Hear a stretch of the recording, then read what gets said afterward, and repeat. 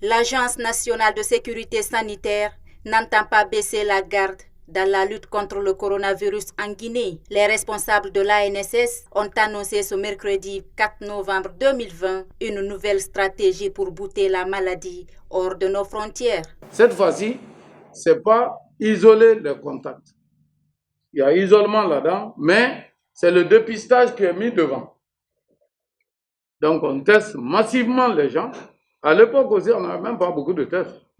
Maintenant qu'on s'est bien préparé, on a les tests. Donc c'est la grande différence entre les deux. Parce que là-bas, c'était la communauté même qui était visée dans les quartiers. Mais comme vous venez de voir, ce n'est plus la communauté qui est visée, ce sont les gens qui travaillent dans des structures professionnelles et qui ont des catégories professionnelles bien précises. Au cours de cette conférence de presse, les représentants de l'OIM et de l'UNICEF, partenaires de la Guinée dans la lutte contre la pandémie, ont affiché une volonté d'accompagner l'agence dans son combat. Nous, au niveau de l'OIM, en tout cas, on l'a dit, nous allons accompagner dans l'axe qui est lié à la mobilité, c'est-à-dire les 60 000 personnes qui sont constituées de voyageurs, mais également de chauffeurs d'apprentis, pour aider avec l'ANSS, probablement pour mettre en place, à l'image de ce qui a été fait dans la phase test à Conakry, où on a pu distribuer 12 000 bavettes et dépister 12 000 personnes voyageurs.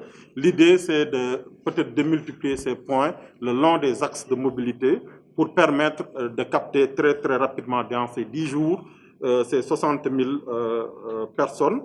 Je ne peux que dire au nom du représentant de l'UNICEF toutes nos félicitations pour votre engagement sans faille depuis le début de cette pandémie. Parce que c'est très important de passer par cet exercice, ce test, et de pouvoir vraiment inviter les populations avec les bons messages. Parce que vous savez que malheureusement, souvent, nous sommes confrontés à ce qu'on appelle les rumeurs. Mais malheureusement, souvent, il y a des rumeurs qui sont négatives et la population peut en payer de lourdes tributs. Depuis le début de la campagne électorale pour la présidentielle en Guinée, on assiste à un relâchement total du respect des mesures barrières et le port obligatoire des bavettes. L'ANSS a saisi l'occasion pour rappeler aux Guinéens que la pandémie existe toujours en Guinée et elle est en train d'endeuiller nombreuses familles.